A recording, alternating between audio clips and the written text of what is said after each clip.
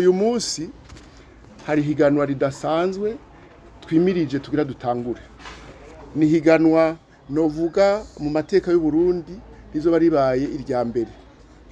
Mwari mumenyereye amahiganwa y'abakenyezi yaragize iminsi abera hano, ariko ubu rero ni ibintu bidasanzwe kuko federasiyo yacu yarizewe kugira ngo itegure ubwa mbere ihiganwa ryitwa Davis Cup. Davis Cup ni higanwa novuga rihuza ibihugu kw'isi. Ni higanwa ry'abagabo rihuza ibihugu byo kw'isi mu mice myinshi. Uburundi tukaba kuri uyu mwaka turi mu gice ca gatatu. Iryo higanwa rero irya mbere zoba ribaye, nico gituma navuze nti ni ibintu bidasanzwe kuri twebwe kuko baratwizeye kubera amahiganwa tugize iminsi dukora. Iyo higanwa rero rikazoba kuva itariki 10 gushika itariki 15 z'ukwezi k'umunani muri uyu mwaka.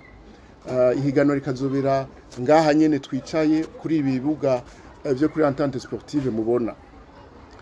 Iryo higanwa rikazikwitabwa n'ibihugu bitandatu.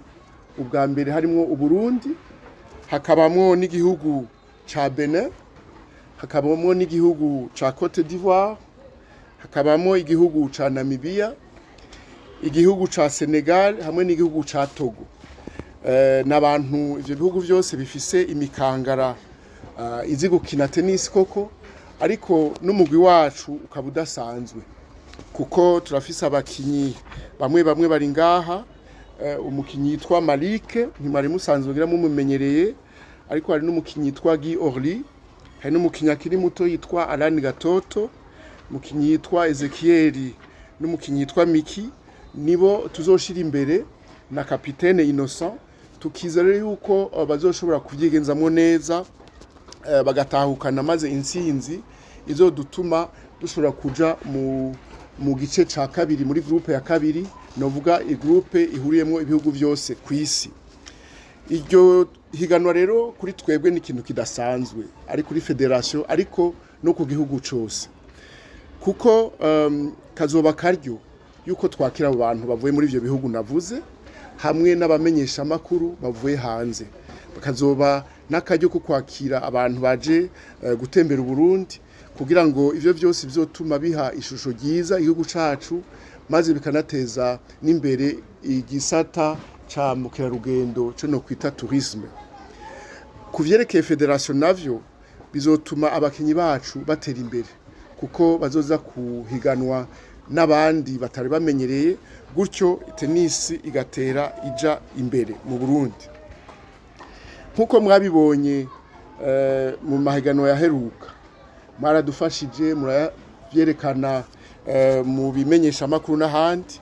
Tubasavye n'ubu bamenyesha makuru ko mwogira uko maze mugarushirizaho kugira ngo n'abatari bazi tennis babimenyereho. Dusaba kandi yuko mwoza mugashigikira cane abarundi n'abanyamahanga ba mu Burundi intamba mu rugamba zacu, kuko aba bakinyi mvuze bazoba baje guserukira equipe nserukira gihugu. Intamba mu rugamba za tennis nazo ziriho. Ngasaba rero ko boza bagasidukana niyo, kuko twavuze nuko kugira ngo tuborohereze ko kuza kuraba inkino bizoba ku buntu.